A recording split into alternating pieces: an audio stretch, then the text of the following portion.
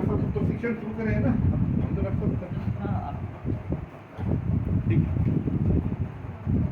गौ माता की मेरी आप सबसे प्रार्थना है, अपने फोन को सब एयरप्लेन मोड में कर दें, सभी से प्रार्थना। एक क्लियर हो जाता है। हेलो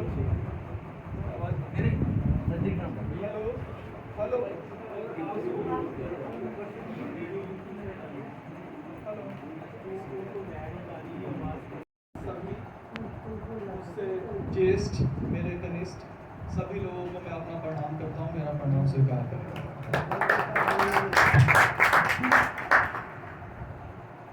बहुत बार हमें ऐसा लगता है कि हम अपने जीवन को जी रहे हैं, और अगर बहुत गहराई से देखा जाए तो जिंदगी हमें जी। आचार्य जी से मेरी मुलाकात होना, उनसे मेरा संपर्क होना, कोई हमारी चाह, कोई हमारी व्यवस्था से तो नहीं था। अस्तित्व में कुछ ऐसा लिखा था कि हम लोगों का आपस में मेल होना था, उस मेल से कुछ नई चीज़ें पैदा होनी थी, नए विचार जन्म लेने थे, समाज के लिए कुछ कल्याणकारी कर जाएं, ऐसा भाव पैदा होना था। तो उसी कड़ी में मुझे इन्होंने आमंत्रित किया। जितना मुझे सम्मान दिया है, मुझे नहीं लगता है कि मैं इसके योग्य हूँ या मैं इसके लायक हूँ। आपने जो मेरे लिए जिस तरह की व्यवस्था की, जिस तरह का मुझे सम्मान किया, मैं उसका बहुत बहुत आभारी हूँ आचार्य। मेरे को ये बताया गया था कि यहाँ पे मुझे जो लोग आएंगे, जो आयुर्वेद में रुचि लेते हैं या कुछ आयुर्वेद के चिकित्सकगण हैं, वो आयुर्वेद में पंचकर्म को सीखना चाहते हैं। आचार्य जी ने फिर मुझे कहा कि आप थोड़ा सा इस विषय में भी बताएं कि ये शरीर क्या है, जिससे कि हमें ये समझ में आए कि हम जिस चीज़ की चिकित्सा करने जा रहे हैं वो चीज़ है क्या, हम किस चीज़ की चिकित्सा करने की कोशिश कर रहे हैं। तो इसके लिए हमें थोड़ी सी एक भूमिका बनानी पड़ेगी, शुरुआत से समझना होगा चीज़ों को। ये थोड़ा आयुर्वेद का आध्यात्मिक पक्ष है, जिसको जानना बेहद ज़रूरी है। मॉडर्न मेडिसिन, एलोपैथी शरीर को बिल्कुल अलग तरीके से देखता है और आयुर्वेद शरीर को बिल्कुल अलग तरीके से देखता है। तो ये जो शरीर है, ये जिस चीज़ का हिस्सा है, जिस संसार में हम रहते हैं, इसकी शुरुआत कहाँ से होती है, ये प्रश्न कहाँ से होता है। इंसान के बारे में जानने की खोज कभी मनुष्य ने सबसे पहले इस प्रश्न से शुरू किया होगा कि ये सब क्या है, ये पृथ्वी क्या है, चांद क्या है, तारे क्या है, ये अस्तित्व क्या है। तो ये पहली मौलिक जिज्ञासा थी इंसान की, खुद को जानने के लिए। तो खुद को जानने से पहले उसके लिए प्रश्न उठा कि ये बाकी चीज़ें क्या हैं। तो जैसे जैसे धीरे धीरे विकास हुआ, तो उन्होंने ये सोचा कि ये जो चीज़ है, हर चीज़ किसी में से पैदा होती है, कोई चीज़ किसी दूसरे को पैदा करती है। तो अगर ये सृष्टि बनी है, तो इस सृष्टि को पैदा करने के लिए इस सृष्टि से पहले भी कुछ होना चाहिए। ठीक है, शून्य से शून्य की ही उत्पत्ति हो सकती है। अगर कुछ है तो वो कुछ में से ही पैदा होगा। तो जिस चीज़ में से सृष्टि पैदा होती है, जिसमें से वो चीज़ पैदा होती है जो हमें दिखाई देता है, उसको हम बोलते हैं उसको हम बोलते हैं प्राकृति।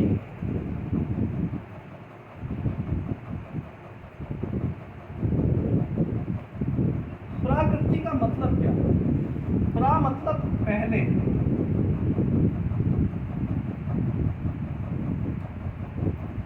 कृति मतलब है कृतित्व, रचना।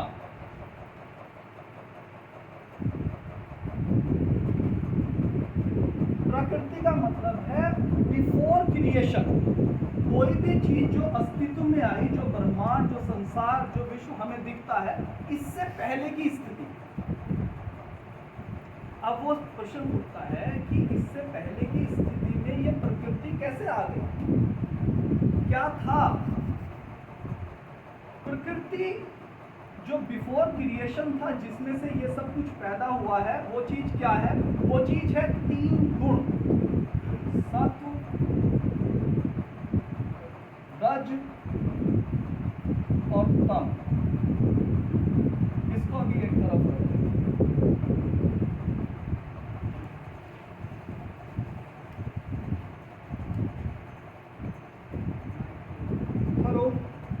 रही है ना सब?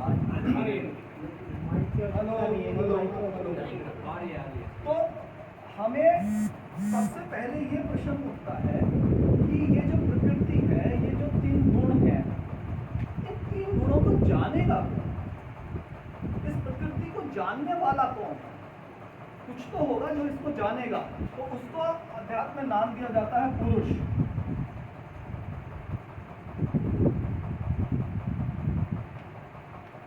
ये पुरुष क्या है? प्रकृति का जो स्वभाव होता है, प्रकृति अपने आप को प्रकट करना चाहती है।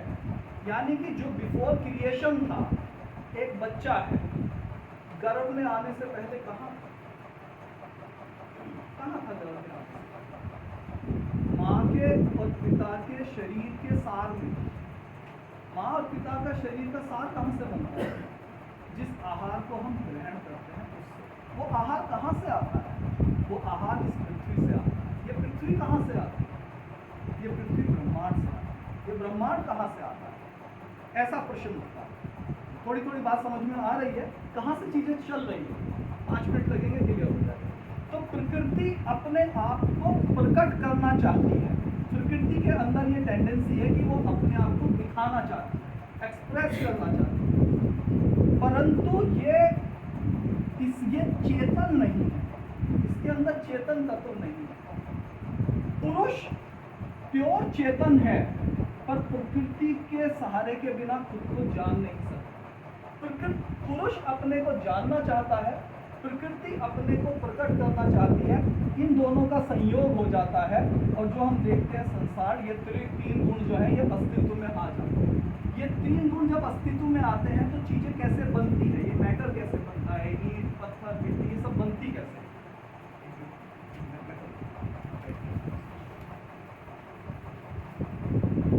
ये जो सत्व है, रज है, तम है।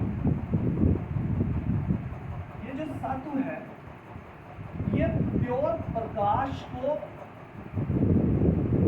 अवशोषित करने वाला है। प्रकाश किसका है? पुरुष का। ये सत्व गुण इस पुरुष के प्रकाश को अपने में सबसे पहले अवशोषित कर देता है। इस सत्व का रज के साथ जब मिलन होता है तो हमारे पास क्या है? 5 ज्ञानेंद्रियां।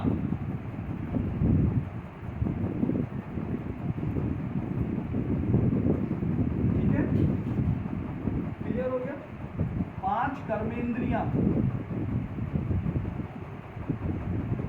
और इनके बीच संबंध स्थापित करने वाला एक मन उभयात्मक होता है।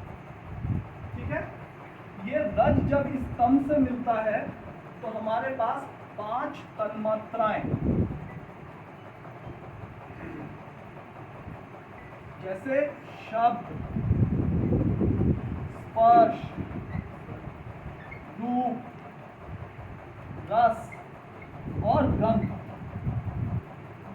इन्हीं 5 तन्मात्राओं का जो आधार बनता है वो बनते हैं 5 महाभूत। 5 महाभूत तो सबने कॉमनली सुने हैं। इनका आधार है, शब्द का क्या आधार है? आकाश। स्पर्श का है वायु, रूप का है अग्नि, रस का है जल और गंध का है पृथ्वी। इस तरह से ये कितने? 10, 11, 3, 24 और 1, 24 तत्वों से सृष्टि निर्मित है। हम यहाँ तक आ गए हैं कि ये चीजें बनी कैसे। ठीक है, हमें बस जानने वाला पुरुष है जो हमारे अंदर चेतन तत्व है। अब ये बहुत प्रश्न उठता है, बहुत सारे लोग कहते हैं कि दिखाओ, दिखाई नहीं। अच्छा, एक प्रश्न पूछता हूँ, आप में से किसी ने प्रकाश को देखा है? प्रकाश को देखा है किसी ने? आपने प्रकाश को देखा है? ठीक है, और किसी ने प्रकाश को देखा है? आपने देखा है? 2 आदमी। प्रकाश को देखा नहीं जा सकता, प्रकाश को देखा नहीं जा सकता। प्रकाश की उपस्थिति में चीजें दिखाई देती। क्लियर होगा? कुछ बात समझ में आ रही है? कभी भी प्रकाश को नहीं देखा जा सकता, प्रकाश की उपस्थिति में चीजें देखी जाती हैं। इसीलिए चेतना की उपस्थिति में हमें सब कुछ होते हुए दिखता है, पर चेतना नहीं है।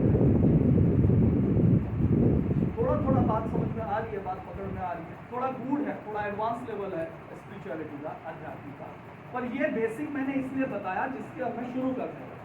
तो हमारे पास सबसे पहले आता है जिसकी हम चिकित्सा करते हैं। चिकित्सा हमारे पास देह, ये शरीर। इसलिए मैंने ये बताया था जिससे आपको समझ में आ जाए ये देह किससे बनी है। ये 5 महाभूतों से बनी है, ठीक है। ये ज्ञानेंद्रियां, ये कर्मेंद्रियां और इसके साथ एक मन, जो इन सब की संयोजना है उसको ये चेतना देता है। इसकी हमें चिकित्सा करनी है, ठीक है। Is that clear? अब हम आते हैं, हेलो, अब हम सीधा टॉपिक पे ले आते हैं।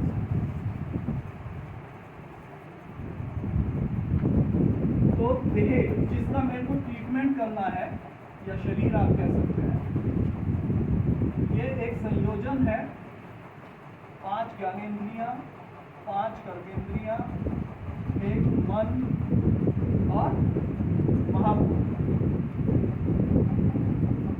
ठीक है। इसके साथ एक चेतन भाव। इन सारी चीजों का हमें ट्रीटमेंट करना है।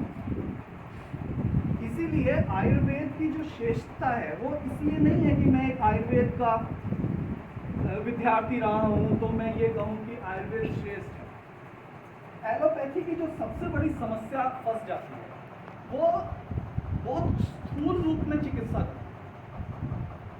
वो शरीर को ही बस चिकित्सा के लिए मान के चलती है। तो इसलिए जब स्वास्थ्य की परिभाषा के बारे में बात आई कि स्वस्थ किसको कहते हैं, जब एलोपैथी में स्वास्थ्य की परिभाषा के लिए ढूंढा गया तो उन्होंने कहा पहले कि भाई जिसका शरीर ठीक है और जिसका मन बीमार है, कि चलो जिसका शरीर और मन दोनों ठीक है, जो सामाजिक रूप से बीमार है चलो वो भी सही कर देते हैं, पर जो आध्यात्मिक रूप से बीमार है तो फिर बड़ी समस्या हुई, क्योंकि उनके पास अध्यात्म जैसी कोई चीज ही नहीं, मन जैसी कोई कॉन्सेप्ट नहीं। तो फिर उन्होंने आयुर्वेद से परिभाषा ली स्वस्थ। स्वस्थ is a physical, mental, social and spiritual well being, not merely the absence of disease. स्वस्थ जो है वो शारीरिक, मानसिक, सामाजिक और आध्यात्मिक रूप से सही होना है। सिर्फ किसी इंसान के शरीर में बीमारी की अनुपस्थिति स्वस्थ नहीं होता, ठीक है। एक आदमी ठीक है कि शरीर से भी ठीक है, मन से भी ठीक है, पड़ोसी के घर के बाहर कूड़ा डाल रहा है, वो सामाजिक रूप से बीमार है, ठीक है ना। एक नहीं समझ के। तो अब हम सीधा सा हम शुरू करते हैं पंचकर्म से, जिसके लिए हम आज इकट्ठे हुए।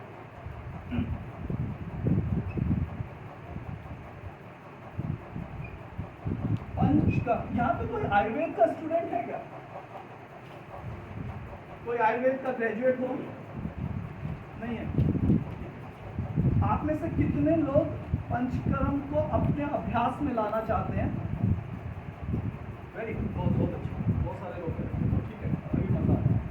पंचकर्म को अगर हम सिंपल समझे तो क्या समझ में आएगा? 5 कर्म। 5 कर्म आ गए हमारे सामने। 5 कर्म किस चीज के लिए भाई? क्या कर्म करने हैं?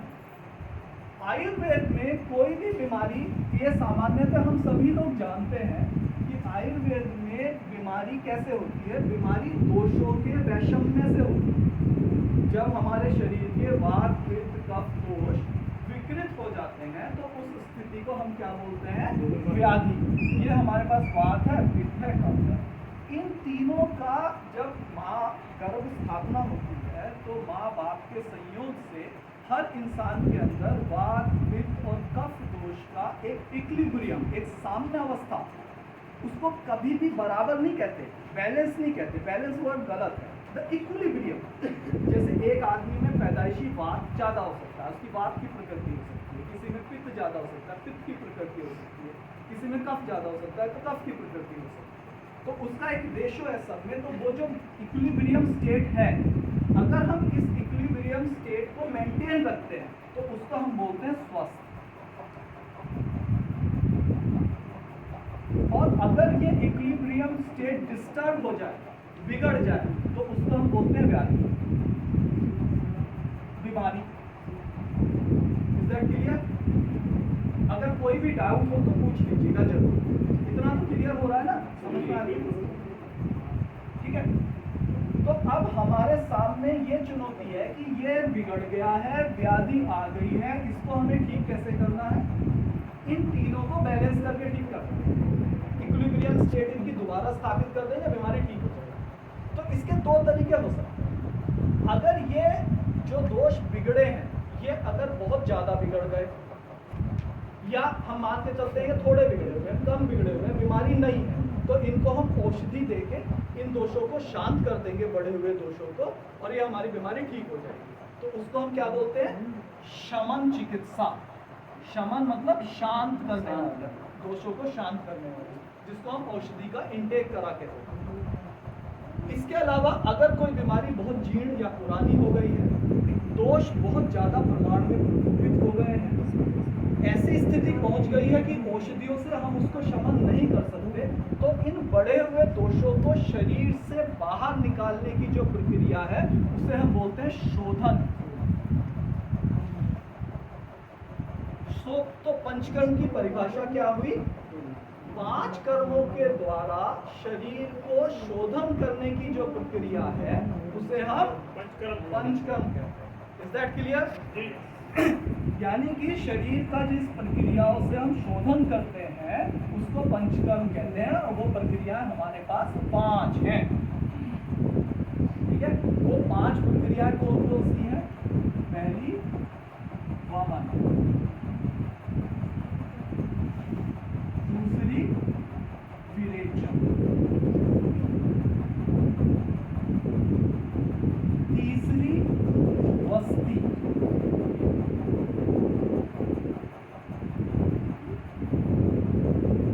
चौथी नस्य, और 5वीं रक्त मोक्षण। इसमें कुछ रक्त मोक्षण, जैसे चरक साहब थे हमारे, वो थोड़े अहिंसावादी थे, ठीक है, तो चरक साहब ने इसे हटा दिया, ठीक है। उन्होंने क्या करा? वस्ती के 2 टुकड़े कर दिए,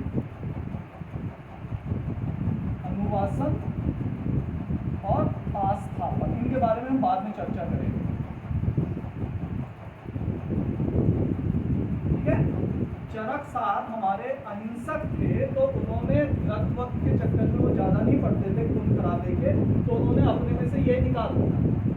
सुश्रुत साहब क्योंकि हथियारों से चलते थे, सर्जन थे भाई, तो उन्होंने इसको इंक्लूड कर लिया, उन्होंने वस्ती को एक रख दिया। ठीक हो गया? ये हमारे पास 5 है। इन 5 क्रम से हम कैसे कैसे करते हैं? जैसे हमारे पास 3 दोष हैं, तो वमन क्या है? कफ दोष की प्रधान चिकित्सा है। Is that clear? पित्त, विरेचन जो है, ये पित्त दोष की प्रधान चिकित्सा है, और वस्ती जो है, ये वात दोष की प्रधान चिकित्सा है। दोष तो 3 है, फिर कर्म 5 क्यों बना? 3 ही रहने देते, दोष तो क्लियर हो गए। क्या प्रश्न उठने चाहिए यार, देखो आप लोगों के मन में ना प्रश्न उठने चाहिए। अगर ये प्रश्न उठेंगे ना, तो हो गया, तीनों दोषों से बैलेंस हो गए, 3 कर्म से, ये नस्य और ये भी बना दिए। नहीं, उसके बारे में हम आएंगे, अभी उसको समझेंगे। नस्य उन्होंने क्या किया कि जब हम पंचकर्म की प्रक्रिया करते हैं, तो कुछ ऐसी जगहें हैं जहाँ पे प्रभाव तो सबका पड़ता है, बट उनके लिए स्पेशली भी कुछ करना पड़ता है। इसलिए सुप्राक्लैविकुलर रीजन, ऊर्ध्व जत्रुगत बोलते हैं आयुर्वेद। मैडम सुप्राक्लैविकुलर के ऊपर ऊर्ध्व जत्रुगत बोलते हैं आयुर्वेद वर्ड जो है। तो यहाँ से ऊपर, ये जो शोल्डर हमारी बोन, इससे ऊपर की जो व्याधियाँ हैं, उनको कंट्रोल करने के लिए हम लंबी चौड़ी इस प्रक्रिया में उलझे, उससे ज़्यादा एक शॉर्ट रूट है जिससे तुरंत आराम हो जाएगा, इसलिए नस्य को ले आए। ठीक है? किसी जगह पे कोई लोकलाइज प्रॉब्लम है, किसी जगह पे इकट्ठी प्रॉब्लम है, और उसको मुझे पंचकर्म में पूरा 15 दिन नहीं करना, और स्पेसिफिक ट्रीटमेंट है, स्पेशलाइज ट्रीटमेंट है, उसके लिए हमने रक्त मोक्षण लिया है हम उसको। ठीक है, तो ये बिल्कुल स्पेशलाइज ट्रीटमेंट है, इसलिए ऐड किया।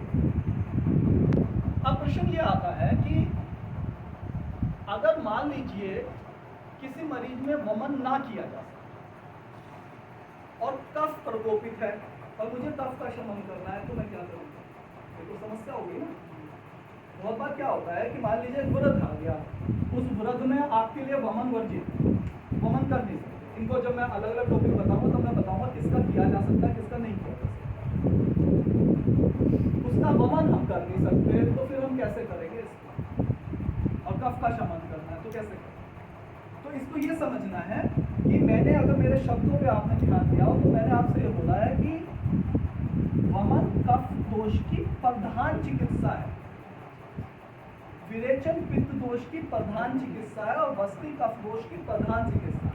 परंतु किसी भी दूसरे कर्म से हम बाकी दोषों का भी शमन कर सकते हैं। ये समझना होगा। ये जनरली आपको पता नहीं चलेगा, जिसको भी बहुत अच्छी तरह से पंचकर्म के बारे में नहीं पता हो, वो सुपरफिशियल हो, तो आपको ये बात नहीं पता चलेगी। एक मरीज है, मुझे कफ का शमन करना है, वमन मैं कर नहीं सकता, तो मैं विरेचन कर दूंगा, क्योंकि विरेचन से भी पित्त के साथ साथ कफ का शमन। ठीक है, अगर मुझे विरेचन नहीं किया जा सकता तो मैं वस्ती से भी पित्त का शमन कर दूंगा। ठीक है, ये हो गया, ये मोटा मोटा सा हो गया है, क्योंकि मैं ज़्यादा गहराई में नहीं जाऊंगा, क्योंकि अगर आप स्टूडेंट होते तो समझते। बट इतनी बात तो मोटी मोटी समझ में आ रही है कि नहीं? एक बार अगर बिल्कुल समझ में ना आए तो बता देना, नहीं तो फिर मेरे को मेरा आना बेकार है। आपने जैसे कहा कि हम लोगों को शांत कर देते हैं, लोगों को शांत नहीं करते हैं, दोषों को शांत कर देते हैं। तो जैसे हमने पंचकर्म किया, पंचकर्म से शोधन कर दिया, तो क्या वो रोग दोबारा नहीं आएगा? अभी आ रहे हैं उस पर, अभी वो चलेंगे। ठीक है ना, ये बात वाला क्वेश्चन है। अभी जिसका मैं समझा रहा हूँ उससे रिलेटेड पे हम क्वेश्चन उठाएं। ठीक है, क्योंकि इसमें अभी लगना विरेचन और सर रक्त मोक्षण हाँ, तो हमें बताया नहीं।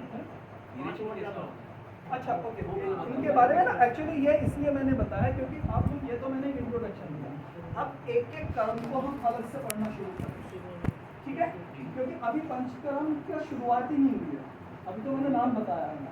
ठीक हो गया, तो अभी शुरू ही नहीं हुआ, ये मान के चलो, शुरू तो अभी होना है। तो अब सबसे पहले हमारे सामने आता है कि पंचकर्म आयुर्वेद में इंट्रोड्यूस क्यों किया? पंचकर्म का ज़्यादा डेवलपमेंट हुआ जैन और बौद्ध धर्म के टाइम। उससे पहले तक सुश्रुत काफ़ी पॉपुलर थे, पर क्योंकि ये अहिंसावादी धर्म थे, तो ऐसे में कोशिश की गई कि चिकित्सा की ऐसी पद्धति विकसित की जाए जो सर्जरी की आवश्यकता को कम से कम करे। ऐसे कॉन्सेप्ट को लेके बहुत विकास हुआ, इसलिए बौद्ध धर्म के टाइम पे बहुत विकास हुआ, बड़े अच्छे अच्छे वैद्य थे उस समय जो इसको करते थे। तो पंचकर्म को हम बराबर मानते हैं, करीब करीब बहुत सारे सर्जिकल प्रोसीजर्स। तो आपने देखा होगा किसी आदमी का जब अंग्रेजी एलोपैथी में ऑपरेशन होता है तो ऑपरेशन के 3 हिस्से होते हैं। पहला हिस्सा होता है pre operative procedure, pre operative यानी कि ऑपरेशन से पहले डॉक्टर मरीज का खाना बंद करता है, कहता है अस्पताल में भर्ती कर लेता है, ये नहीं करता। फिर उसका ऑपरेशन होता है, और ऑपरेशन होने के बाद डॉक्टर कहता है कुछ दिन तक ये नहीं करना, ये नहीं खाना, ये नहीं पीना, इसका ध्यान रखना। उसे बोलते हैं पोस्ट ऑपरेटिव प्रोसीजर। आयुर्वेद में हम इनको पंचकर्म करने से पहले, पंचकर्म के भी 3 हिस्से हैं। पंचकर्म की शुरुआत करने से पहले पंचकर्म के 3 हिस्से। पहला हिस्सा है पूर्व कर्म,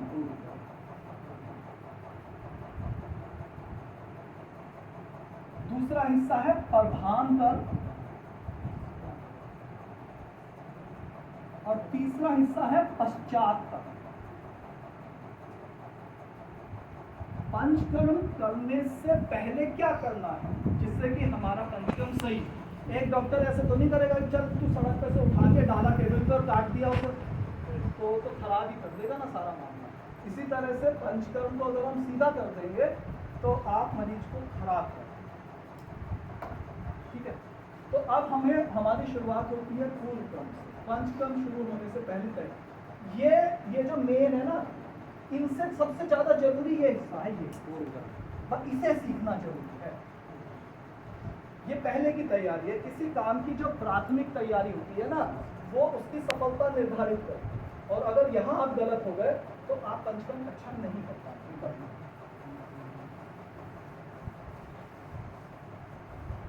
भाई जरा सा पानी ला दो। तो हमने शुरू किया है अब पूर्व कर्म से।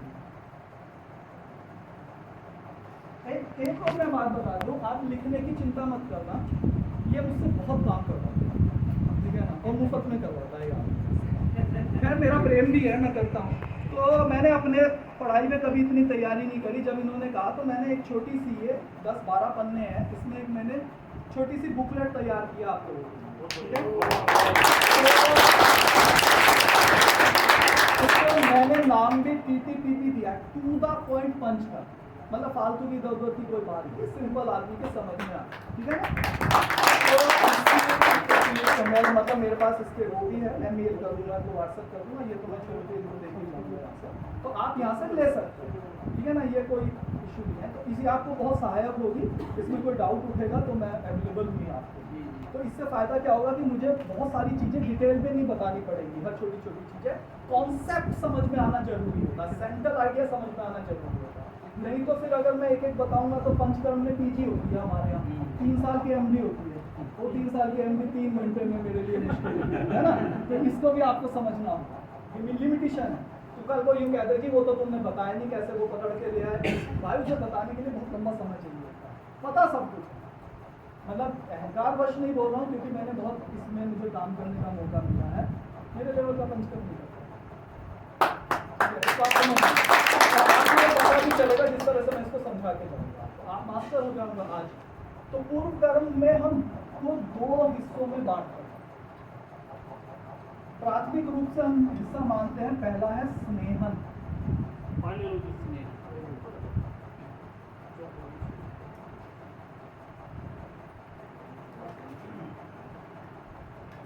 और स्नेहन, और दूसरा हिस्सा है स्वेदन। ठीक है, सही है, बात समझ में आ रही है? ये गलत है, ये किताबें लिखती हैं ऐसा। प्रैक्टिकली आप स्नेह स्वेदन नहीं करेंगे सीधा, सबसे पहले आप क्या करेंगे, दीपन और पाचन, याद रख लीजिएगा, बहुत अच्छी बात।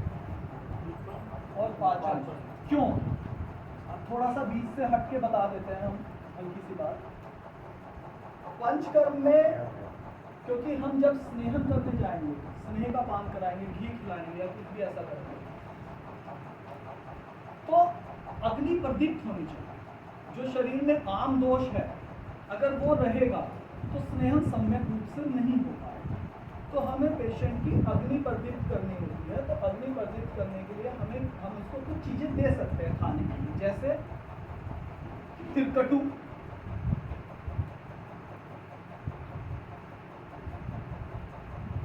ठीक है, शिवाछार, पाचन चूर्ण, शतपुष्पादि चूर्ण, अग्नितुंडी एंड सो लिस्ट जितनी भी ले जाओ, क्लियर। उसकी पहले अग्नि प्रदीप्त करेंगे। पता कैसे चलता है, उससे पूछेंगे अच्छी तरह भूख भूख लग रही है तेरे को, नहीं टाइम पे खाना खाता है, दूसरे टाइम तक अच्छी तरह पच रहा है कि नहीं पच रहा, वो पता चल जाएगा। कोई कथा आपको नहीं आ रही, ऐसी चीज़ तो नहीं आ रही कि सब समझाए।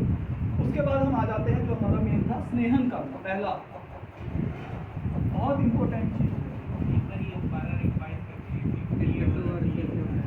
अग्नि प्रदीपन के लिए औषधियाँ हैं, अनंत हो सकती है, कि कोई भी दे दो, जो तुम्हारा हिंगवस्तक दे दो, कुछ भी दे दो यार, कुछ नहीं है, ठीक है ना, सुमन काली मिर्च ऐसा, ये तिलकटू आदमी, सोन, काली मिर्च और पीपल, 3 का कॉम्बिनेशन होता है सिर्फ, ठीक है ना। इसके साथ आप शिवाछार, पाचन चूर्ण दे सकते हैं।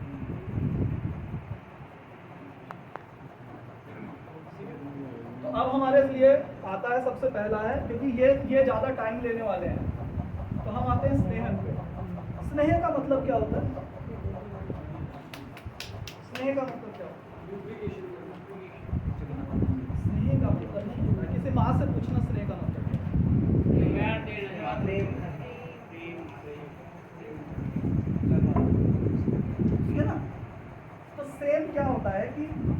क्या करने जा रहे हैं, पंचकर्म का जब हमने कहा कि इसमें बीच में थोड़ा सा मैं और आपको समझा देता हूँ। जब हमने कहा कि पंचकर्म हम इसलिए कर रहे हैं, बढ़े हुए दोषों को शरीर से बाहर निकाल के बैलेंस कर रहे हैं, तो हमारे शरीर में बीमारी बनती कैसी है, 2 मिनट की भूमिका हम समझ लेंगे। हमारे शरीर में 4 इंपॉर्टेंट चीज़ें हैं, 3 दोष हैं, 13 प्रकार की अग्नियाँ हैं, 14 प्रकार के स्रोतस हैं और 7 धातु हैं। ठीक है, इज दैट क्लियर? हर एक धातु तक पोषण पहुंचाने के लिए बॉडी चैनल्स हैं जिन्हें हम स्रोतस बोलते हैं। ठीक है, समझ में आ रही है बात? नहीं, ठीक है ना? अगर ये चैनल्स ब्लॉक हो जाए, अगर ये चैनल में दोष जाके अपना घर बना है, तो आगे तक का पोषण नहीं मिलेगा धातु को, तो वो धातु में दिक्कत होगी। और इजी समझाता हूँ, मान लीजिए हम यहाँ से महेंद्रगढ़ की तरफ जा रहे हैं, महेंद्रगढ़ का जाने का रास्ता है हमारे पास, क्लियर साहब, और यहाँ से जाके वहाँ पे बीच में जाके लोग हड़ताल करके सड़क पे बैठ के जाम लगा, तो अब आप महेंद्रगढ़ तक नहीं पहुँच पाओगे। ठीक है, अब क्या करना है, हमें उस जाम को खोलना है ना। उस जाम को 2 रास्ते हो सकते हैं। एक रास्ता तो हो सकता है कि हम पुलिस को बुलाएं और उनके ऊपर लट फिरवा दें, पर वो भी अपनी भाई हैं, तो हम क्या रास्ता अपनाएंगे, उनको जरा प्यार से समझाएंगे। जो गणमान्य लोग हैं, आचार्य जी जैसे, उन्हें भेज देंगे, इनकी बात सुनी जाती है, इन्हें भेज देंगे वहाँ पे, तो वो जाएंगे, उनसे बात करेंगे, उन्हें समझाएंगे। बस ये बात करना ही स्नेह है। और ये जो बात हो रही है, ये बात हम चिकनाई से कर रहे हैं, घी से कर रहे हैं, यानी कि दोषों को मृदु करना।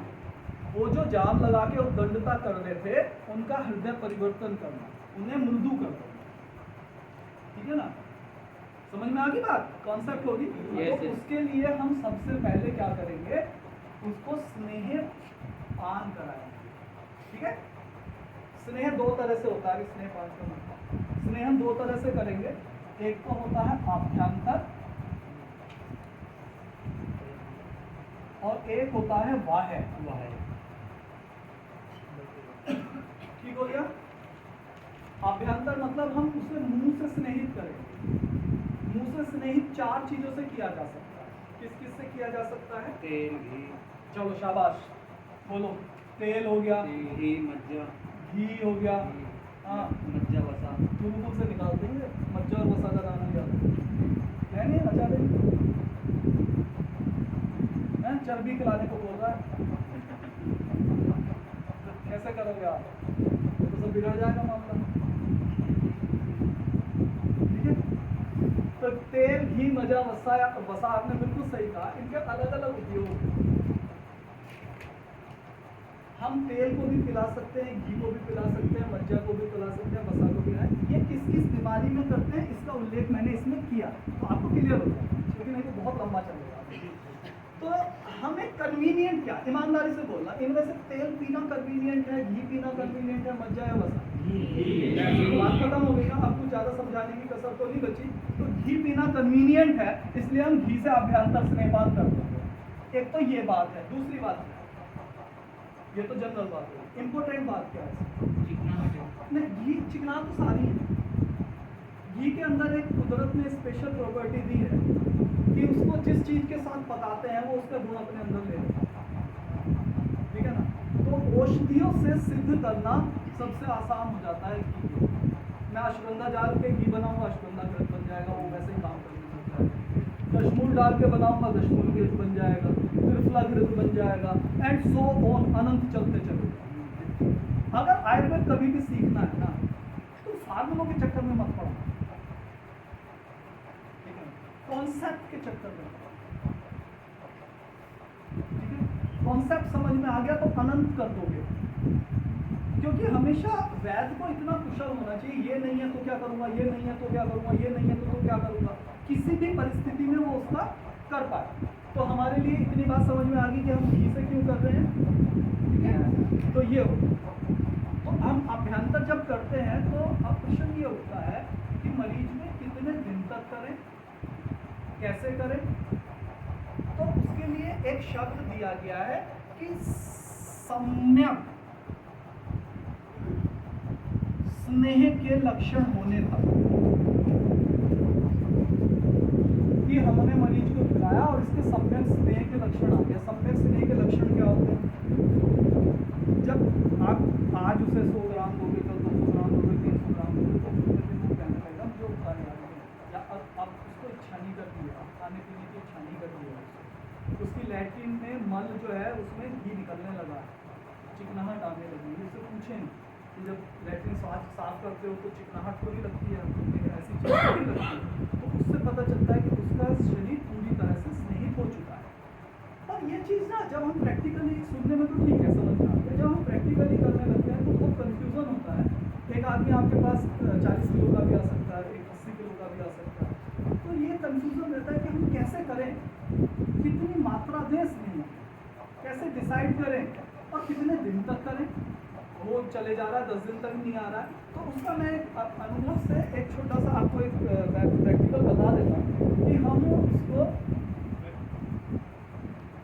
किस तरह से करते हैं। तो स्नेह के लिए हमने क्या किया, हम नियम बना लेंगे, सीधा करेंगे, आप लोग को सीधा करना है। तो 2-3 तरह के मरीज देख लेंगे। पहले देख लेंगे कि वो कहाँ से आया। अगर राजीव दीक्षित गुरुकुल से आया है तो हमें ज़्यादा घी देना पड़ेगा, ठीक है, समझ में आ रही बात। और अगर बम्बई से आया है तो कम।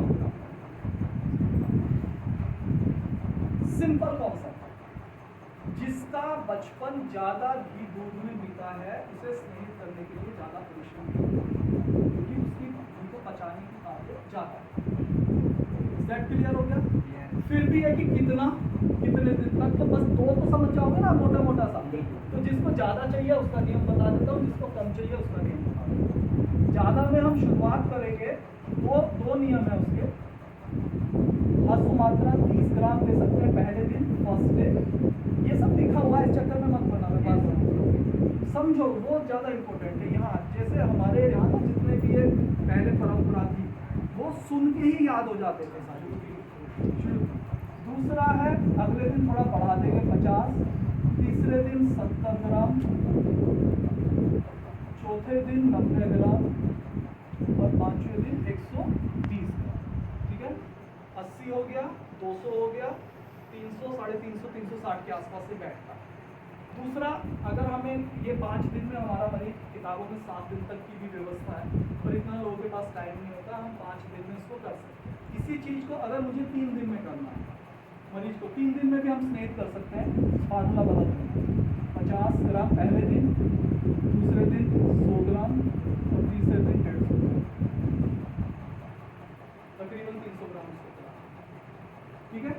ये ज़्यादा जिनको कंज्यूम करना जरूरत पड़ सकता है, आप अपने हिसाब से और कर सकते हैं। जो कम वैसे सामर्थ्य के हैं, जिनको बहुत आदत नहीं है, घी को पता चला आपने 50 ग्राम दिया, उसने उल्टी कर दी, ठीक है ना, तो उसमें हम शुरुआत करेंगे 20 ग्राम, 30 ग्राम, 40 ग्राम, 50 ग्राम, 60 ग्राम और जरूरत पड़ी तो 70 ग्राम में भी हिट हो जाए, ठीक है। ये कोई हार्ड एंड फास्ट नियम नहीं है, ये युक्ति है, ये अनुभव से आता है, ये देखने आता है। अगर आप इस प्रिंसिपल को अपनाओगे तो कम से कम गलती नहीं, आदर्श हो पाएगा कि नहीं हो पाएगा वो अलग बात है, गलती नहीं, प्रिंसिपल वाइज आप करेक्ट हो, ठीक हो गया। तो हम इसको स्नेहित कर देंगे, मरीज के पास प्रॉपर स्नेहन हो गया, इतनी तैयारी हो गई, ठीक है। 5 दिन तक मरीज को हम कैसे देंगे, मरीज को सीधा घी भी दे सकते हैं, दूध में घोल के भी दे सकते हैं और ऐसे भी दे सकते हैं। उसके बाद हम करेंगे दूसरा हिस्सा था, ये तो आभ्यंतर स्नेह का था, ये हो गया आभ्यंतर स्नेह हो गया। दूसरा, हाँ प्लीज पूछिए। जैसे भी आपने बोला कि अश्वगंधा में घी को तो ये कैसे डिसाइड करेंगे किस मरीज को कौन सा वाला खाना है? हाँ वो है ना, इसमें मेंशन है ना, अगर क्योंकि उसके बाद तो फिर आप लिस्ट बना लो, यहाँ पे 100 बीमारियों के लिए मैं बताता रहूँगा, वो तो फिर अनंत टाइम हो जाएगा ना। मैंने इसलिए मेंशन कर दिया और वो आप कभी भी पूछ सकते हैं, वो कोई दिक्कत नहीं। फिर भी एक चलो आपने पूछा है तो मैं आपको शंका नहीं छोड़ूंगा, जितनी भी वात व्याधियाँ हैं उनमें सारे वात शामक ले लेना, दशमूल ग्रंथ ले लेना, निर्गुंडी ले लेना, महाराष्ट्र आदि ग्रंथ ले लेना, कोई भी मिल जाए, ठीक है। जितने भी दौर्बल्य के लिए हमें कोई पंचकर्म की प्रोसेस में सब अश्वगंधा दे देना, बला दे देना, फलाना दे देना, सब कर देना, जितने भी पित्त शामक है शतावरी ग्रंथ दे देना। अब तो गट इतना मतलब इसमें कोई बड़ी चीज़ नहीं है, कोई रॉकेट साइंस नहीं। अब दूसरा हमारे पास आता है बाह्य स्नेहन। अभ्यंतर तो हो गया, अब हम पंचकर्म के लिए जब हम बाह्य स्नेहन करेंगे तो बाह्य स्नेहन जिस प्रक्रिया से करते हैं वो बहुत सारे हिस्से हैं। उनमें जो सबसे कॉमन है जिसे आप मालिश बोलते हो उसको हम बोलते हैं अभ्यंग।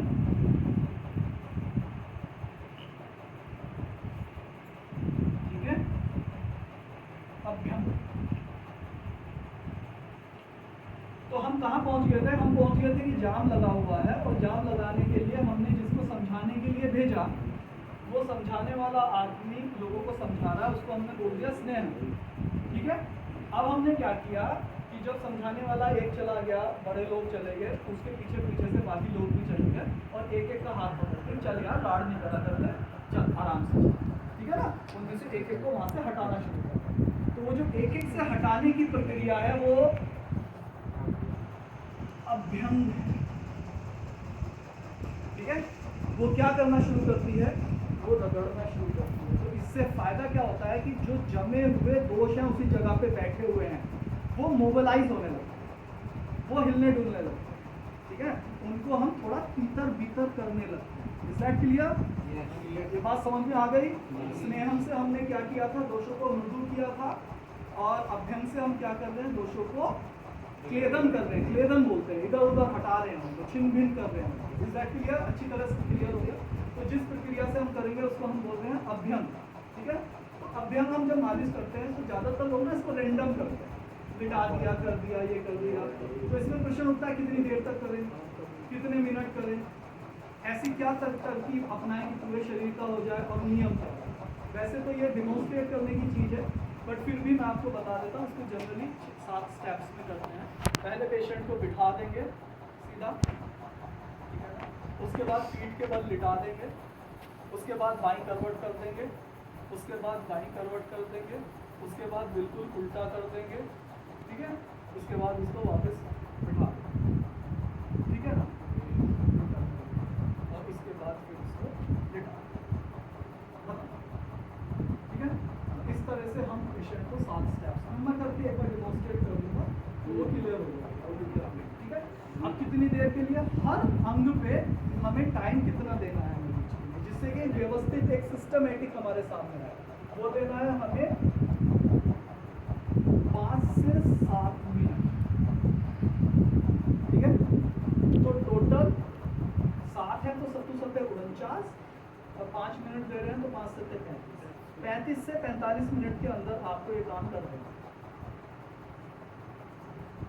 ठीक हो गया? जिससे कि जब आप किसी पेशेंट का पंचकर्म करोगे तो आपके पास एक टाइम मैनेजमेंट रहेगा। आपके पास 4 मरीज हैं, 4 मरीज को किसको कितना टाइम देना है, तो ये आपके पास एक प्रॉपर व्यवस्था आ जाएगी।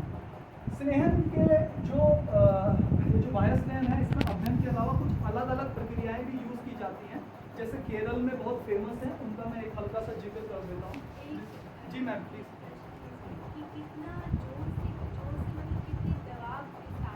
पंचकर्म में दबाव की बहुत वैल्यू नहीं है।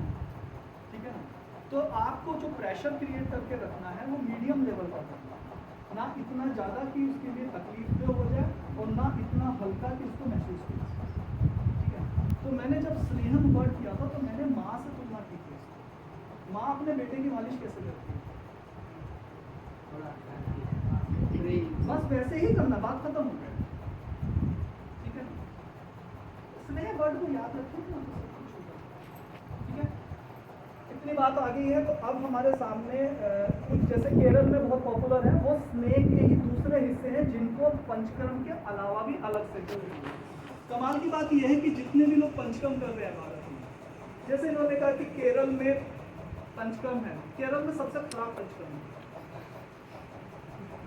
केरल में पंचकर्म होता ही नहीं, ऐसा मान के चलो, बहुत एक आध जगह होता है। केरल में सिर्फ पूर्व रूप होते हैं, मालिश होती है, ये सब होते हैं, और जो मैं अभी बताने जा रहा हूँ वो होते हैं। क्या होते हैं सुन लीजिए, उसको बोलते हैं तैल धारा। इसका केरल में नाम होता है पिजिचिल। पिजिचिल, ठीक है, ये फेमस है। दूसरा इसके लिए कर देंगे शिरोधारा, तो एक प्रक्रिया है पूरी की पूरी शिरो रोग के लिए, पर जो पॉपुलर है जिसके नाम पे पंचकर्म किया जाता है वह शिरोधारा। तीसरा एक है पोटली, जिसे पोडिकेसी बोलते हैं, पोडिकेसी। एक है षष्टिकशाली पिंड, वो स्वेदन वाले में आना था इसलिए मैंने नहीं बताया, उसको नवराकिसी बोलते हैं, नवराकिसी। ये सब केरल के वर्ड्स हैं, ठीक है। अगर केरल वाले प्रोसीजर को कभी होगा तो कभी मैं 1 घंटा निकाल के वो सारा बता दूँ, क्योंकि वो पैसा कमाने की वो सारी प्रक्रिया यही है। जितने भी आपके स्पा सेंटर्स चलते हैं वो ये, जितने भी नेचुरोपैथी वाले काम करते हैं वो ये करते हैं, वो बस 2 ही काम करते हैं, या तो वस्ती दे देते हैं गर्म पानी या वो कुछ नहीं करते। तो आपको मैं ये इसलिए बता रहा हूँ जिससे आपको ये एहसास होगा कि एक नेचुरोपैथी में और पंचकर्म में ह्यूज, मतलब वो डिफरेंस इतना बड़ा है कि वो अकल्पनीय है। ये कौन सा पार्ट हो गया ना उसका? नहीं, ये इसको हम अलग से यूज भी करते हैं, इसका थेरेप्यूटिक बेनिफिट भी है, उसको मैं अलग से डिस्क्राइब करूँगा। बट ज़्यादातर क्योंकि ये मज़ेदार चीज़ है, वहाँ लेट गए, मालिश हो रही है, तेल चल रहा है, सिर को दाना चल रहा है, तो उसके आदमी पैसे देते हुए उसको कहता है 1 घंटा सुकून में बीत गया मेरा, और वहाँ उसे जाके कह दे कि तू उल्टी कर, वो तो इसलिए थोड़ी आया था, मैं तो रिलैक्स करने आया था, छुट्टी थी, इसलिए पंचकर्म कराने आया हूँ। तो पंचकर्म इसीलिए तो जाते हैं लोग, इलाज कराना पड़ता है। मैं अपने अस्पताल में मैं बहुत कम करता हूँ, वो मरीज कहता है मेरा पंचकर्म कर दो, मैंने नहीं करना, जब मुझे जरूरत लगेगी तब करूँगा, नहीं करने का पैसे की जरूरत नहीं करना। ठीक है, तो ये हो गया पूर्वक्रम में, कितना हिस्सा समझ में आ गया। स्नेहन हो गया, इज दैट क्लियर? स्नेहन के बाद पूर्वक्रम का अगला हमारा प्रमुख हिस्सा आता है जिसे हम बोलते हैं स्वेदन। स्वेदन का मतलब क्या? पसीना निकालना, बिल्कुल, वेरी गुड, स्वेद इसको बोलते हैं। तो स्वेदन का मतलब है शरीर से स्वेद को निकालना, ठीक है। इससे क्या होता है कि वो जो भीड़ थी जिसे तितर किया था, अब वो भीड़ अपने अपने घर की तरफ जाने लगी, ठीक है। तो स्वेदन से क्या होता है, दोष जो जमे हुए थे एक जगह, वो अपनी जगह से गतिमान होने लगे, मोबिलाइज होगा, मूवमेंट में चलेगा। Is that clear? समझ में आ गया ना? तो दोषों को अपनी जगह पे जो इकट्ठे थे वहां से मोबिलाइज करके दूसरी जगह ले जाने की जो प्रक्रिया है उसे गतिमान करने की है, यानी कि अपने जो ओरिजिनल स्थान है, अपने पोस्ट को छोड़ के वो दूसरी जगह जम गए थे, वहां से वापस उन्हें अपने घरों में लाना। वो जो मोबिलाइज हुआ है वो कहाँ जाएंगे? अपने घर ही तो जाएंगे, अपने घर ही तो जाएंगे। तो उन दोषों को अपने घर तक लाने की, गति में देने की जो प्रक्रिया है वो स्वेदन है, पसीना नहीं, ठीक है। पसीना स्वेदन बहुत सारी तरीके से हो सकता है,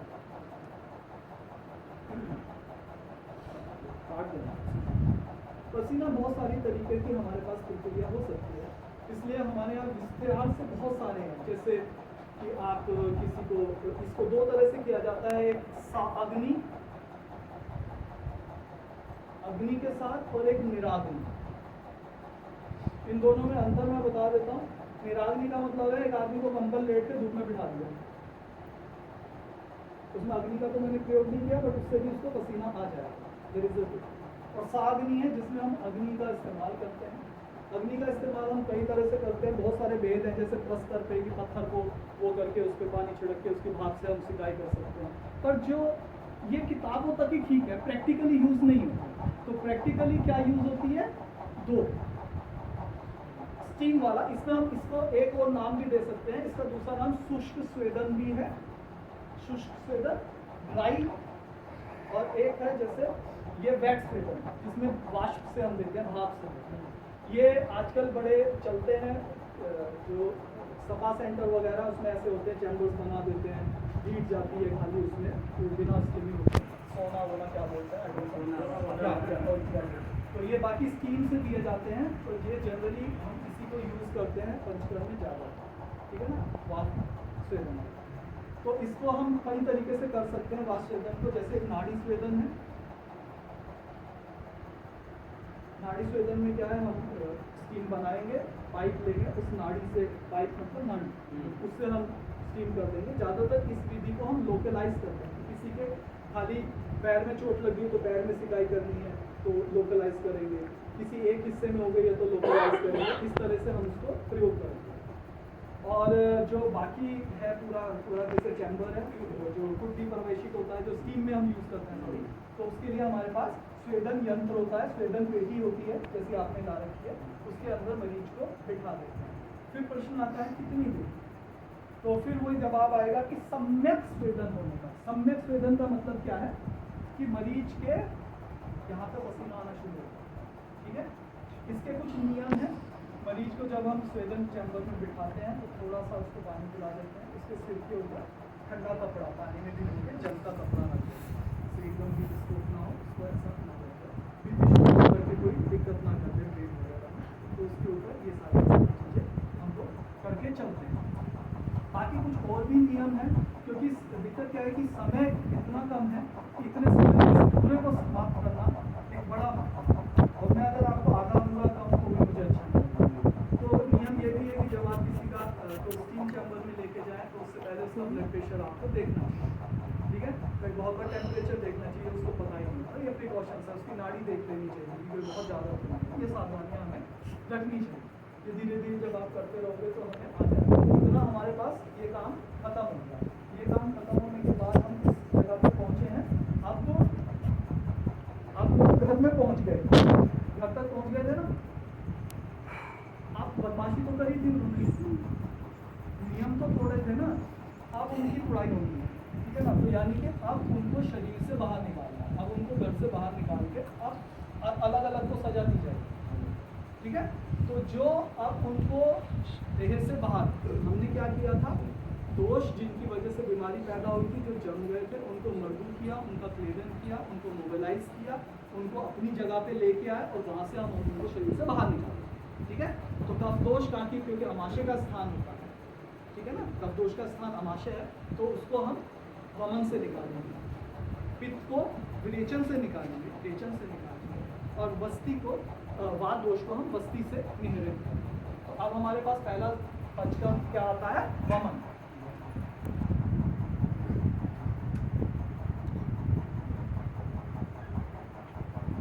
ठीक है, ऊर्ध्व मार्ग से या मुख मार्ग से दोषों का निहरण करना, दोषों को निकालना, वमन का। वमन का सिंपल मतलब है उल्टी, ठीक है। तो मुख मार्ग से जब हम दोषों को निकालते हैं उस प्रक्रिया को हम वमन। तो हमने क्या क्या तैयारी कर ली थी, स्नेहन हो गया था, पहले मुँह से पिला दिया था, उसके बाद उसका वो हो गया, स्वेदन हो गया। 3 से 5 दिन ये सारी प्रक्रिया को करते हैं, ठीक है ना, रोज करते रहेंगे। फिर बता देता हूँ एक बार, 5 से 7 दिन पहले हमने अभ्यंतर स्नेहपान किया, उसके बाद अगले 3 दिन हमने ये प्रैक्टिकल है, हमने उसका स्वेदन कर दिया, 3 से 5 दिन कर सकते हैं इसको। और जब ये हो गया तो फिर हम वमन करें। वमन जिस दिन हमें करना है, वमन किससे होगा, वमन की दवाई से होगा। तो उसको हम वमन की दवाई को क्या बोलते हैं, वमन योग। वमन योग, ठीक है। बहुत सारे योग हैं, फिर भी मदन फल को श्रेष्ठ माना जाता है मैन फल को, और मेरी प्रैक्टिस में मैंने हमेशा एक ही यूज किया है। तो हम मदन फल योग बनाएंगे। मदन फल योग में क्या होता है, मदन फल एक बार बचा आधा भाग, या ऐसे करते हैं 4 हिस्से, 2 हिस्से और सैंधव 1 हिस्सा, ये मदन फल का रेशो हो गया। अब समस्या ये आती है, इसको कितना देंगे, 10 ग्राम दूँ, 20 ग्राम दूँ, 50 ग्राम दूँ, ये इसका निदान कैसे होगा।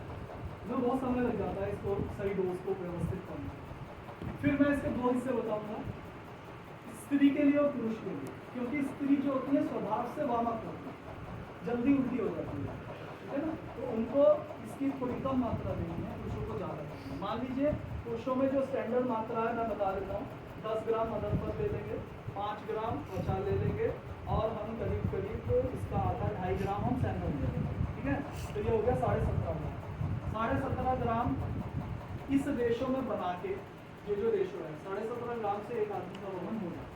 और आपको मैं सिंप्लीफाई कर देता हूँ, आदमी होगा, आदमी को 20 ग्राम दे देना, लेडीज होगी उसको 15 ग्राम, बस, ठीक है। देंगे कैसे, जिस दिन हमें वमन करना, मान लीजिए सुबह हमें वमन वमन से पहले दिन रात को हम उसको कफ वर्धक आहार दें, जिससे कि कफ उसका और प्रकोपित हो जाए, और प्रकोपित हो जाए, क्योंकि कफ को निकालना है, शरीर से कफ को निकालने की चिकित्सा करते हैं। तो हम उसको गुरु आहार देंगे, जैसे कि दही में, खिचड़ी में दही मिला के, थोड़ा घी मिला के ऐसा दे देंगे आहार, ठीक है ना। ऐसी चीज़ें उसको देंगे रात को खाने के लिए, और सुबह उसका अभ्यंग स्वेदन करेंगे, उसका अभ्यंग मालिश होगी और सिकाई होगी, ये काम हो जाएगा। और मालिश सिकाई करने के बाद हम उसको क्या करेंगे, आखंड दूध पिलाएंगे। कुछ और भी चीज़ें होती हैं, जैसे गन्ने का रस भी पिला सकते हो आप, पर प्रैक्टिकली हर मौसम में गन्ने का रस अवेलेबल नहीं होता, तो हम दूध पिलाएंगे। दूध कितना पिलाना, आखंड। आखंड का मतलब क्या होता है, जब वो एक अब नहीं पिलाएगा, ठीक है ना। मेरे जैसा आदमी होगा वो 1 गिलास 1.5 गिलास के बाद मना कर देगा, ये पीने 2 लीटर। तो अब ये होगा, ये वेरिएशन होगी, ठीक है ना। तो ये आपको समझ जाना है आदमी का देखना। तो हमें जब हम उसको आखंड दूध पिला देंगे, दूध के बाद ये जो मैंने मदन फल योग बनाया था, फिश के लिए 20 ग्राम ले लेंगे, इसके लिए 15 ग्राम है, इसे मधु में मिला लेंगे, शहद, ठीक है ना। शहद में मिला के इसको हम पतला कर लेंगे, थोड़ा सा पानी, जिससे कि जल्दी असर हो जाए। दूध पिलाने के 5 मिनट बाद हम इसको पिलाएंगे। उसके बाद एक मंत्र बोलेंगे, ओम नमो भगवते वैशज्य गुरुवे वैदुर्य तद्भराजाय तथा लता आरहते सम्यक संबुद्धाय तद्भा ओम वैशज्य वैशज्य महावैशज्य समुद्रते स्वाहा।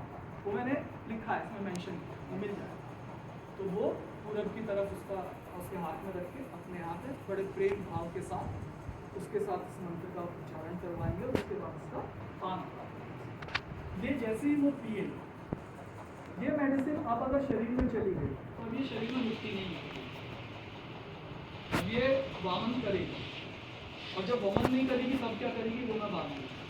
तो जैसे ये पीते हैं, कभी कभी इसको पीते ही एक उगताई आ जाती है, फॉल्स इसको आ जाता है, तो उसको हम मिथ्या वेग बोलते हैं, झूठा वेग, उसको काउंट नहीं करते। कोई बात नहीं, वो आ जाए, मरीज को बिठा देते 10-15 मिनट के बाद, 20 मिनट के बाद मरीज के चेहरे पर पसीना आना शुरू हो जाएगा, उसको उल्टी की फीलिंग नहीं।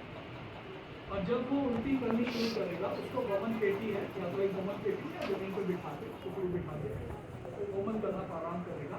उसके साथ आपको 2 चीज़ें और तैयार रखनी है, वो है मधुयष्टि पान, मधुयष्टि पान और लवणोदक, नमक का पानी, ठीक है। जैसे ही उसने उल्टी करनी शुरू करी, उसे थोड़ा थोड़ा मधुयष्टि पान और थोड़ा थोड़ा लवणोदक बार बार पिलाते रहेंगे, ठीक है। पिलाते रहेंगे, उल्टी करता रहेगा, पिलाते रहेंगे, उल्टी करता रहेगा, ये प्रक्रिया उसकी चलती है। कब तक कराएंगे, तो पिलाते रहेंगे, वो करता रहेगा, कब, हाँ पित्तांग, जब पित्त निकलने लगे, वमन जो होता है वो पित्तांग, तो जब लास्ट में पित्त निकलने लग जाए तब हम इसको बंद करें, ठीक है। मरीज को कुछ उल्टी जब शुरू कर देगा, मरीज करेगा। अब समस्या यह आती है कि अगर पीला पीला निकलने लगेगा, आपको पता चल जाएगा, जिसको अपर एसिडिटी होती है उसको कुछ निकलता है। अब ये बताइए मुझे कि अगर मान लीजिए मैंने ये दिया है, वमन योग दिया, अब वो वमन ना, ये मैं वो चीज़ बता रहा हूँ जो सबसे इम्पोर्टेंट है, जहाँ मुसीबत में फंसना है, जहाँ हाथ पैर फूलने हैं। मैंने दी दवाई, उसे नहीं हुआ वमन, अब क्या तो नहीं हो रही, तो उससे कहेंगे कि अपने तालू के पीछे अपना हाथ, वैसे शास्त्रों में तो कमल दंड लिखा हुआ है, कमल की डंडी को स्पर्श करेंगे और अपने हाथ से वो करेगा जैसे हलवा करता है, ठीक है। उससे स्टिमुलेट हो जाएगा। मान लो उससे भी ना, फिर नहीं कुछ भी कर लिया, नहीं होगा, और क्या दोबारा तो देखिए। अब ये जो वमन की मेडिसिन है, ये जैसे मैंने कहा कि अगर ये एक बार चली गई तो अब अंदर तो रहेगा, तो बहुत मतलब कुछ केसेस में, रेयर केसेस में ये वमन नहीं करती, होगा 100 में से 1 केस। और अगर इसने नहीं किया तो कोई चिंता वाली बात नहीं है, आप उसको आश्वस्त कीजिए, कह दीजिए कोई दिक्कत नहीं है, आप ये आज नहीं करेंगे, अब इसको कर दें, ठीक है ना। उस कल करने का मतलब ये नहीं कल जरूर करेंगे, उसको आश्वस्त करेंगे, उसको बताएंगे कि अब आपको ना शाम को विरेचन। तो ये मेडिसिन अगर वमन नहीं किया किसी के अंदर तो ये लैट्रिन के रास्ते बाहर निकलेगा। तो पेशेंट में ये वमन योग जो है ये विरेचन का है। ठीक है, कोई दिक्कत नहीं है, इसका विरेचन हो जाएगा, बात खत्म, और उसका वमन नहीं होगा। ठीक है, या उसका अगर विरेचन भी नहीं हो रहा है, ये कंडीशन हो सकती है, तो फिर उसको अगले दिन पुनः वमन योग पिलाएंगे, प्रक्रिया दोबारा से। दोनों कंडीशन। और अगर फिर ये प्रश्न उठता है कि अगर कल को भी नहीं हुआ तो क्या करेंगे, तो कुछ नहीं करेंगे। अगर कल को भी वमन नहीं हुआ तो इसको निरुवस्ती दें। ठीक है, ये बात है बस पंचकर्म की। ठीक है, उससे हम उसको स्टिमुलेट करेंगे और उस रास्ते से हम इसको बाहर, ये टेक्निक है, हम कैसे नहीं कर सकते। ठीक हो गया। तो इस प्रकार से जब हमारे पास हो गया, अब कितना वेग होने चाहिए, कितना होना चाहिए, ये किताब में लिखा हुआ है कि जो अच्छा उत्तम है उसमें 8-12 योग होने चाहिए, इसके अंदर मतलब कितने 20 योग वेग होने चाहिए, ऐसे ऐसे करके लिखा हुआ है। इसके चक्कर में मत पड़ना, ठीक है, हर आदमी अलग है, बस सिंपल इतना देखना है कि उसको पित्त निकला कि नहीं, बात खत्म। प्लीज जैसे आपको बताया जानवर लोगों को हटा दिया, लेकिन फिर से वो जाकर बैठ गए तो उसके वो अभी बीमारी नहीं हुई ना, अभी तो पहले एक बार करेंगे, आगे के लिए क्या करना, आगे के लिए वहाँ पुलिस लगाई जाएगी। वो पुलिस का मतलब क्या है, उस पेशेंट को समझाया जाएगा कि तुम्हारी गलत आदतों की वजह से तुम्हें एक बार बीमारी हुई, तो जान लगाने का मतलब बीमारी कैसे होती है, आगे की दोषों का संचय कैसे, आगे से उसको समझाया जाएगा कि आप अगर आगे से पथ्य अपथ्य का ध्यान रखोगे तो आगे से दोबारा ये व्यवस्था नहीं होगी, और अगर आप नहीं मानोगे तो फिर विवाद होगा। अगर कानून का शासन प्रॉपर होगा तो दोबारा जाम नहीं लगेगा, तो बेईमान सरकारों को नहीं लगेगा। ठीक है,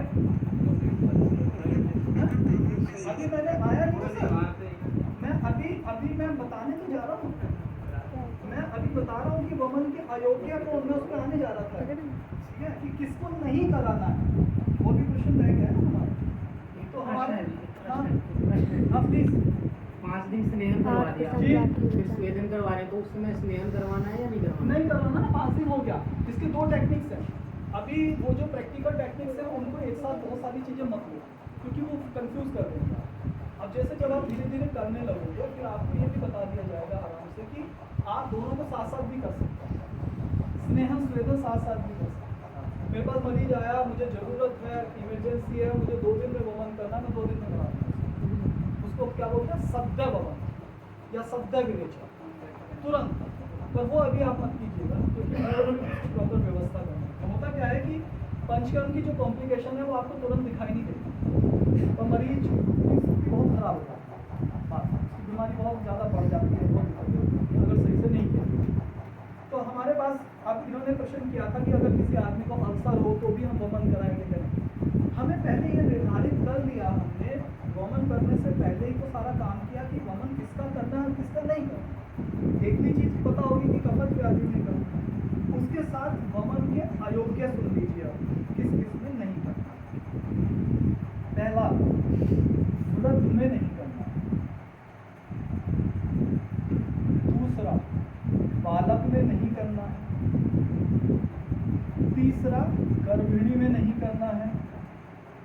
तो ये पूछना, जैसे मैं अभी मैं नोएडा में काम किया करता था पहले इतना, तो मेरे पास एक लेडी थी, उसको पैरालिसिस था, मेरे यहाँ भर्ती थी, साथ में उसके ससुर थे। तो मेरे यहाँ जो टेक्नीशियन थी पंचकर्म की, उसने मुझे आके कहा, उसका मतलब पैरालिसिस के लिए आए थे, मैं उसका अभ्यंग स्वेदन और बस्ती सब चल रहा था। तो उसने बोला कि सर मुझे ऐसा लगता है कि ये प्रेग्नेंट है। तो मैंने कहा तू पूछ इससे, तो वो उसने पूछा, उसने मना कर दिया। तो मना करे गई, जब मना कर दिया तो हम कैसे कर सकते, हमने करा, क्योंकि बस्ती दे रहा हूँ, बात को खींच के बाहर निकाल रहा हूँ। 5-6 महीने का था, बच्चा बाहर आ गया, और उसके बाद उसको अस्पताल भर्ती कराया गया। वो बच्चा अबॉर्ट हुआ, पता नहीं किस वजह से, किसी कारण से छुपा दी थी, क्या कारण था मुझे नहीं पता। तो ये आपको ध्यान रखना है। ये समझ, जैसे एक बार मैं एक दस्तिया में नौकरी करता था उस समय एज ए पंचकर्म स्पेशलिस्ट। तो उन्होंने ज़बरदस्ती एक आसाराम बाबू के आश्रम में एक वैद्य जी थे अमृत भाई, ठीक है ना, उन्होंने अपने जिनके मैं नौकरी करता था उनका कुछ कोलैबोरेशन था, उनके मरीज भेजते थे। उन्होंने ज़बरदस्ती एक हार्ट पेशेंट था और उसको डायबिटीज़ भी थी, और उन्होंने मुझे भेज दिया कि इसका वमन कर। मैंने उनको बोला कि हृदय रोगों में वमन नहीं करते हैं, हृदय रोगों में वमन नहीं करते। उन्होंने कहा नहीं कर दो, कफज हृदय रोग में तो लिखा है किताबों में, कर दो। उसका मैंने करना शुरू किया, उसको नहीं हुआ वमन। उसके बाद उसको क्या हुआ, विरेचन होना चालू हुआ। डायबिटिक पेशेंट था, विरेचन इतना हो गया कि शरीर में हाइपोग्लाइसीमिया हो गया, उसका अस्पताल में भर्ती था। ये वो चीज़ है जो मैंने फेस की, ठीक है। वमन करते करते लोग मर जाते हैं। तो हमेशा अगर प्रॉपर करोगे तो कुछ नहीं होगा, ठीक है, ध्यान रखेंगे। जैसे मैंने बोला वृद्ध में, बालक में, गर्भिणी में, हृदय रोग, ये मेन चीज़ें हैं, ठीक है ना। इसके अलावा आजकल ऐसा तो है नहीं कि किसी को पेट में अल्सर होंगे उसका पता नहीं चलेगा, ऐसा तो नहीं। पेट में अल्सर वाले आदमी को तकलीफ भी होगी, उसको दर्द भी होगा, कुछ तो बताएगा वो, और इन्वेस्टिगेशन हो चुका होगा ना उसका, जनरल इन्वेस्टिगेशन, उससे क्लियर हो जाएगा, उसमें नहीं करेगा। एक और लिख लीजिए, अति दुर्बल में नहीं करना, अति दुर्बल। इसके अलावा पंचकर्म उनका भी नहीं करना है जिनका इस पैथी के ऊपर श्रद्धा ना हो, ठीक है ना। जो ज़्यादा तर्क वितर्क उतर्क करने वाला हो, क्यों, कैसे कैसे करोगे, क्या होगा, इससे क्या होगा, फलाना का क्या ना, ऐसा कर कर लो, करना नहीं। और जिनका एचपी का, हाँ उसको ध्यान रखना, एनीमिया में ध्यान रखना, ठीक है। एचपी जिनका कम होता है उसके लिए इंडिकेटिव क्या होता है, एचपी जिसका कम होता है आयुर्वेद में क्या बोलते हैं, पांडु। पांडु की क्या चिकित्सा है, चिकित्सा क्या है, पांडु की श्रेष्ठ चिकित्सा विरेचन, ठीक है ना। पांडु पे विरेचन इंडिकेट है। हाँ किसी का जैसे शुगर है, विश्वास उसका बढ़ जाता है, एक बार क्या रहता है, उसके लिए अगर मान 60 से मारे पंचकर्म इंडिकेटेड नहीं है ना, ऐसी चीज़ें और में कब्जा ऐसे देख लेंगे। बाकी आप कर सकते हो, उसमें कोई ऐसी दिक्कत नहीं है अगर कैलकुलेटेड वो करेंगे प्रॉपर। शुगर तो इतनी बड़ी चीज़ है, कम होगा, चीनी खिला देंगे ज़रा से, ज़्यादा होगा, ज़्यादा में से कोई दिक्कत ही नहीं आनी किसी का, तो वो क्या। हाँ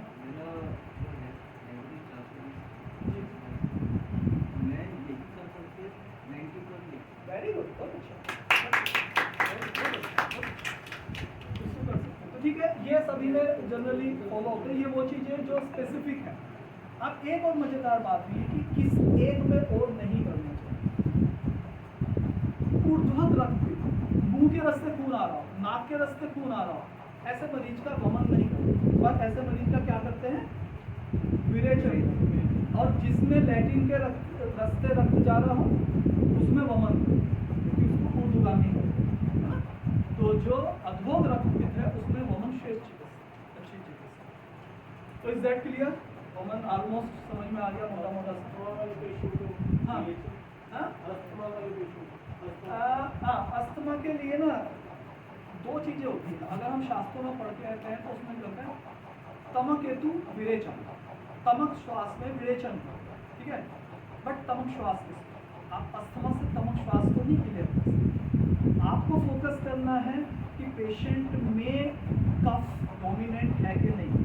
आपके पास सांस के रोगी दो तरह से आएंगे, एक वो आएगा जो घर घर कर रहा होगा, कफ भरा हुआ होगा, और एक वो होगा इसमें कफ है ही नहीं, ठीक है ना। तो आपको समझना पड़ेगा कि ये एस्थमेटिक ब्रोंकाइटिस है, ब्रोंकाइटिस है, एम्फाइसीमा है, क्या है, ठीक है ना। पर आप कर सकते हैं, कोई दिक्कत नहीं, बट उसमें विरेचन जरूर होगा, यही आप ठीक हो गया, इससे क्लियर।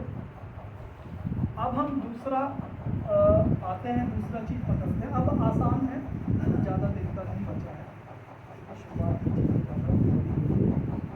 सर वमन और विवेचन एक दिन में कर सकते हैं, किया जा सकता है, बट इसके लिए बहुत ही ज़्यादा एक्सपर्टाइज चाहिए, ठीक है। एक क्वेश्चन आपको और पूछना चाहिए था शुरुआत में कि जैसे हमने लिखा कि पहले वमन करेंगे, फिर विरेचन करेंगे, फिर बस्ती करेंगे। पहले विरेचन क्यों नहीं कर सकते, बाद में वमन क्यों नहीं कर सकते? हम तो जिद पे हैं, हम तो पहले विरेचन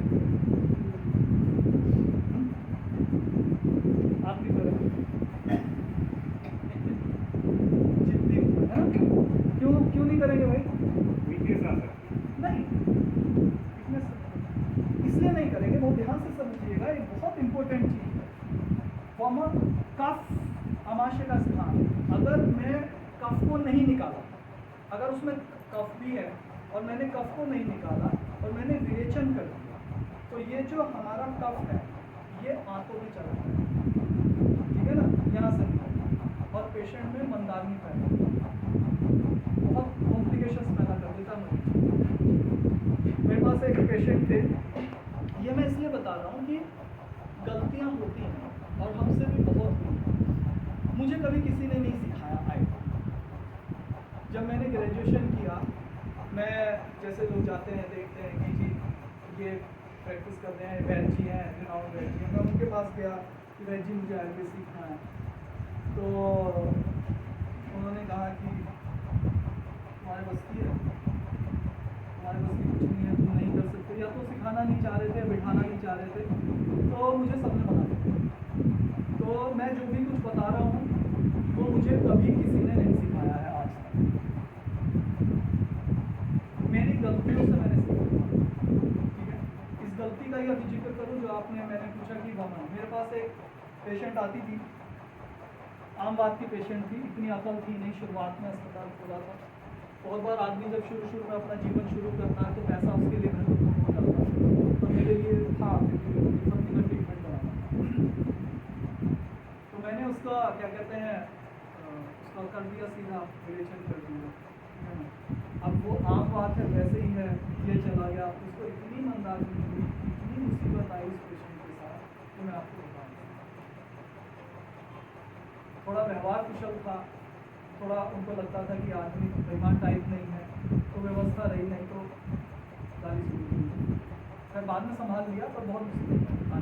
तो कुछ गलतियाँ हो जाती हैं, उसके साथ आदमी सीखता है और ये सब चीज़ें प्रायोगिक हैं। तो इसलिए धीरे धीरे करके आप भी, गलतियाँ कभी इतनी बड़ी नहीं होगी, क्योंकि अगर कोई ऐसी दिक्कत रहेगी तो आप उससे संपर्क कर सकते हैं, तो हम ऐसा होने नहीं देंगे किसी भी मरीज को, ठीक है। तो अब हम आते हैं दूसरा जो इम्पोर्टेंट बात आ गई है। लेकिन सर जैसे हाँ। वमन किसी के कफ है ही नहीं है ना, उसको कफ रिप्लेस करके तो विरेचन करेंगे तो उसमें कफ है ही नहीं, तो कफ जाएगा नहीं आता, तो वो हम डिसाइड करेंगे ना किसका करना है। वमन को बहुत सेलेक्टिव पेशेंट में करना चाहिए, बहुत कम पेशेंट में करना चाहिए।